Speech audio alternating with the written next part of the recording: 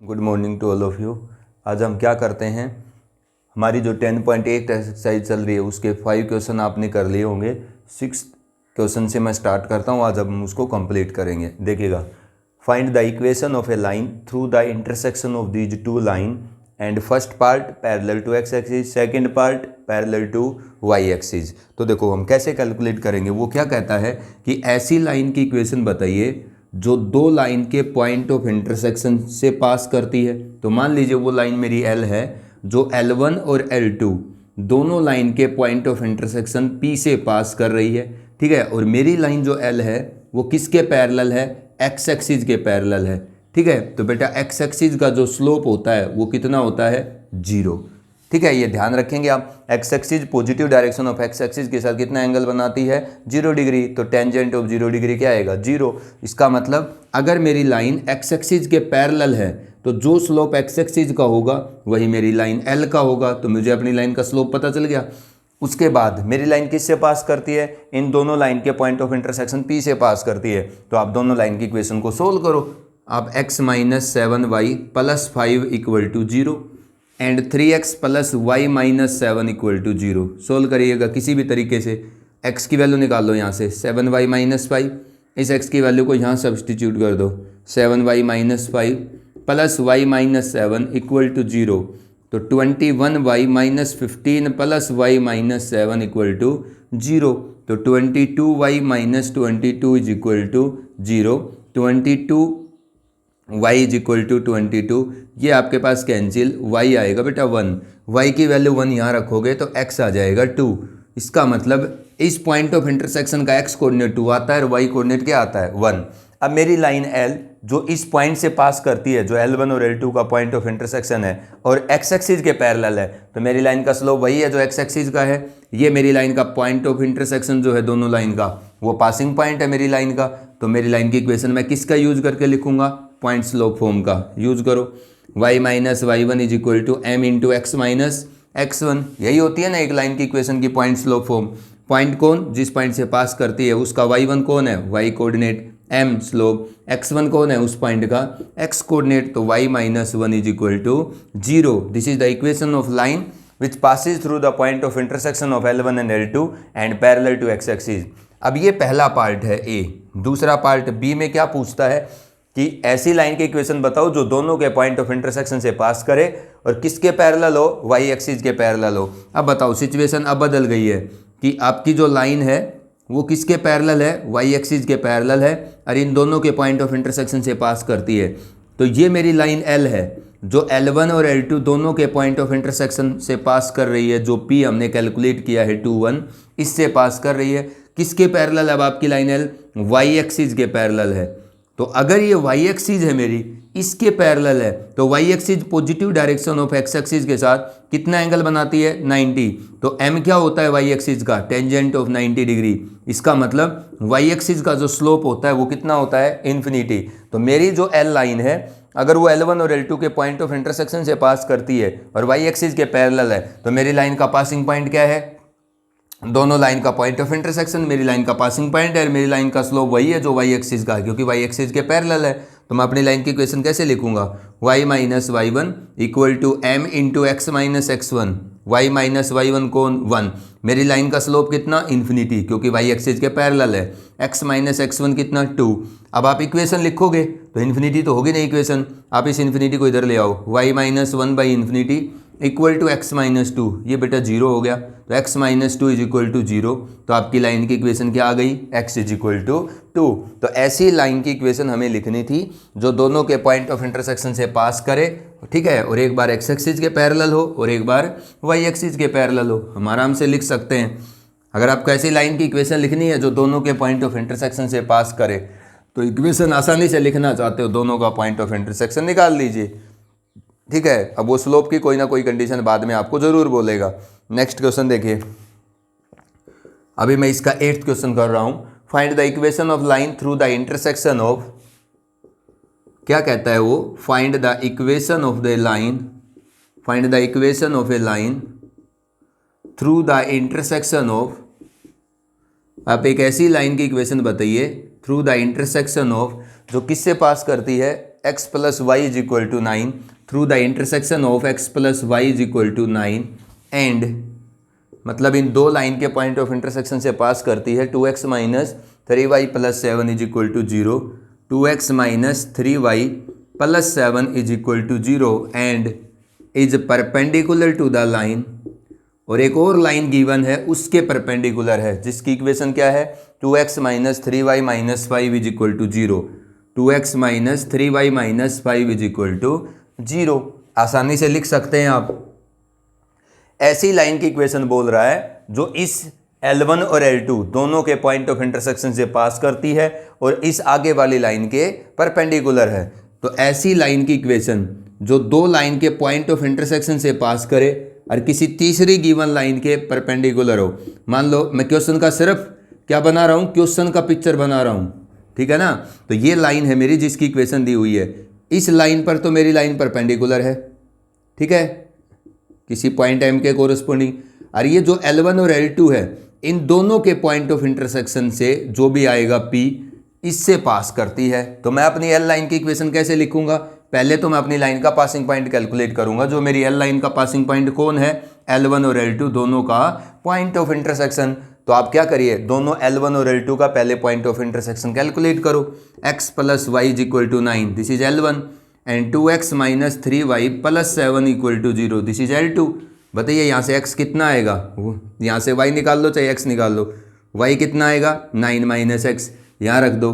तो 2x minus 3 9 minus x plus 7 equal to 0, तो 2x minus 27 plus 3x plus 7 equal to 0 कितना हो जाएगा 5x माइनस 20 उधर जाएगा तो प्लस 20, तो x कितना आएगा बेटा 4, x की वैल्यू अगर 4 आ गई तो y कितना आ जाएगा 5, तो x 4 and y 5 this is the passing point of my line L, ठीक है, which is the point of intersection of L1 and L2।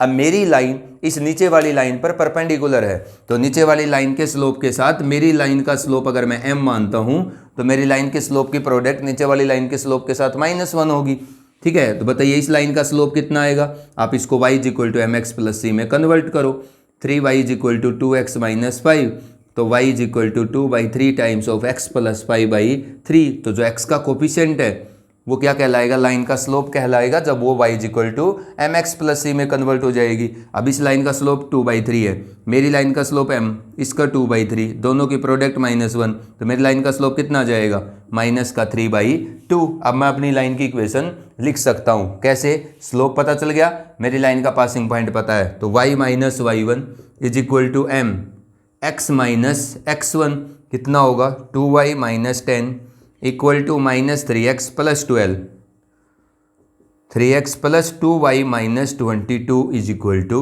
0। This is the equation of the line which passes through the intersection of two line L1 and L2 and perpendicular to the third line which is given, ठीक है। तो इस तरीके से हम एक ऐसी line की इक्वेशन लिख सकते हैं जो दो लाइन के पॉइंट ऑफ इंटरसेक्शन से पास करती है और वो किसी गिवन थर्ड लाइन के क्या है परपेंडिकुलर है, ठीक है। अब मैं क्या करता हूँ, एक क्वेश्चन और सोल्व करता हूँ, आप उसको ध्यान से देखिएगा।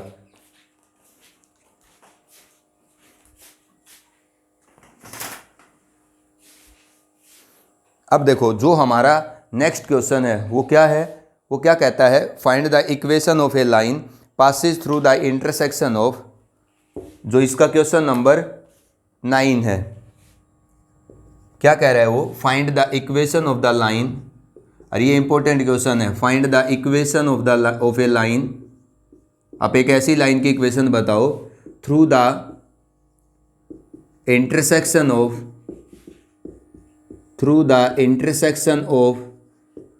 the lines which passes through the intersection of the lines, जिनकी इक्वेशन गिवन है x minus 3y plus 1 equal to 0, x minus 3y plus 1 is equal to 0 and second line है 2x plus 5y minus 9 is equal to 0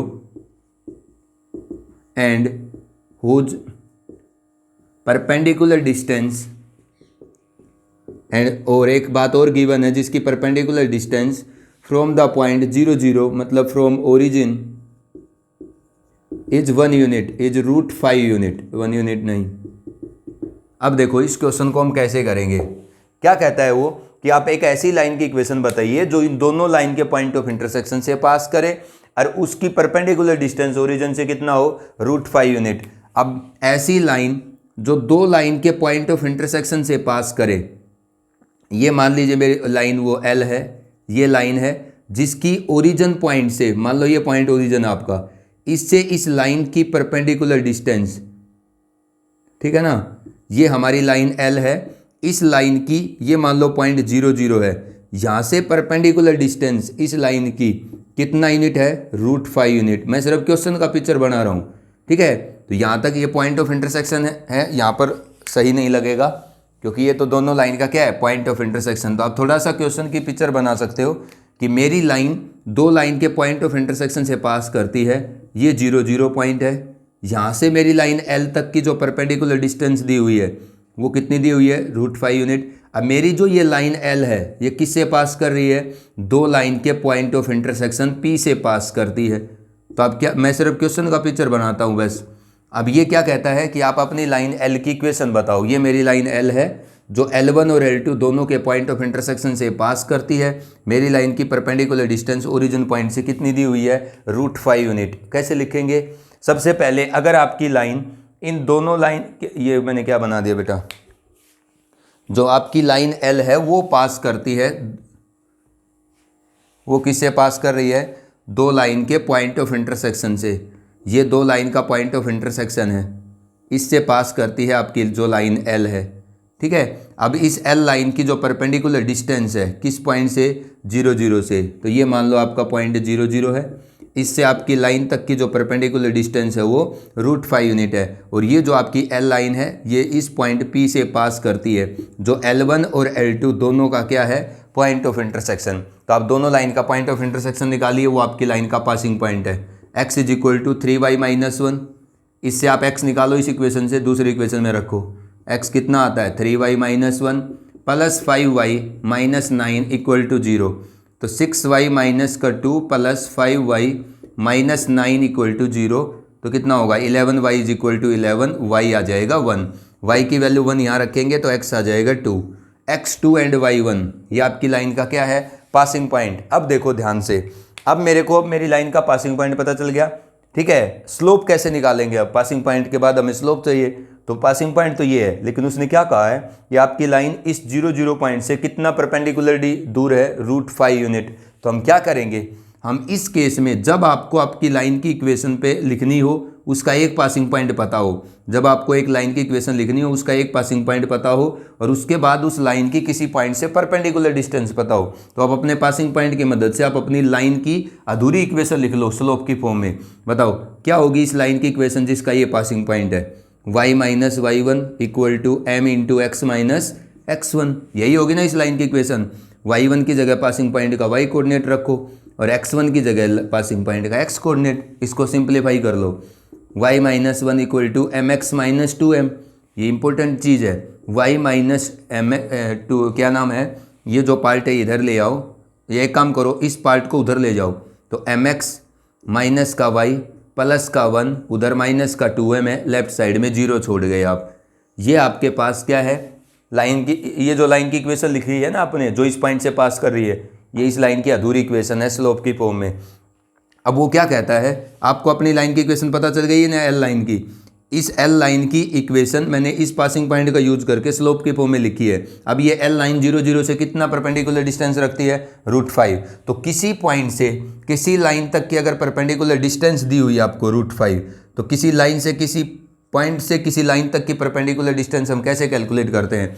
अगर आपके पास कोई भी point x1 y1, ठीक है ना, उस पॉइंट से उस किसी लाइन ax + by + c = 0, एक पॉइंट से किसी लाइन तक की परपेंडिकुलर डिस्टेंस का फॉर्मूला, ये d क्या होता है, ax1 मतलब पॉइंट का x कोऑर्डिनेट लाइन की इक्वेशन में x की जगह, by1 पॉइंट का y कोऑर्डिनेट लाइन की इक्वेशन में y की जगह, कांस्टेंट टर्म c ऐसे के ऐसे, नीचे √a² + b², इसको मैं यूज करता हूँ। तो इस पॉइंट 0 0 से मेरी लाइन की जो मैंने इक्वेशन लिखी है स्लोप की फॉर्म में, ठीक है, इस लाइन तक, इस पॉइंट से इस लाइन तक की परपेंडिकुलर डिस्टेंस √5 है। तो √5 किसके इक्वल होगा, इस पॉइंट की इस लाइन तक की परपेंडिकुलर डिस्टेंस क्या होगी, वो पॉइंट का x कोऑर्डिनेट लाइन के इक्वेशन में x की जगह रखिए वाई कोऑर्डिनेट वाई की जगह, कांस्टेंट टर्म को मत छेड़िए, टोटल का मैग्नीट्यूड डिवाइड बाई नीचे क्या होता है स्क्वायर रूट ऑफ लाइन की इक्वेशन में एक्स के कोफिशिएंट का स्क्वायर प्लस वाई के कोफिशिएंट का स्क्वायर, इधर ले आओ आप इसको square root of m square plus 1 को, इधर क्या है फिर 1 माइनस 2m बच जाएगा। स्क्वेयरिंग कर दो दोनों साइड तो इधर से तो हट गया, दोनों के ऊपर से स्क्वायर रूट, इधर स्क्वेयरिंग करोगे तो 1 प्लस 4m स्क्वायर माइनस का 4m, ठीक है। तो ये 5m स्क्वायर माइनस का 4m स्क्वायर प्लस का 5 प्लस का 4m माइनस का 1 इक्वल टू 0। तो बेटा ये आएगा m square plus 4m plus 4 is equal to 0। ये क्या चीज़ है, ये तो m प्लस 2 का होल स्क्वायर है इक्वल टू 0। तो m की दोनों वैल्यू सेम आएंगी -2 एंड -2, रिपीटेड रूट है। तो आपको स्लोप मिल गया अपनी लाइन का, तो आप अपना लाइन का स्लोप यहाँ रख दो, माइनस का 2x माइनस का y प्लस का 1 प्लस का 4 इक्वल टू 0। तो इसका मतलब 2x plus Y minus 5 is equal to 0। ये उस लाइन की इक्वेशन है जो इन दोनों लाइन के पॉइंट ऑफ इंटरसेक्शन से पास करती है, और जिस लाइन का 0 0 से परपेंडिकुलर डिस्टेंस कितना है √5 यूनिट है, ठीक है। अब आप क्या करेंगे, 3 क्वेश्चन कर दिए मैंने, अब आप 10.8 एक्सरसाइज को कंप्लीट करके आज होमवर्क के रूप में शाम तक सेंड करेंगे, ठीक है। Thank you.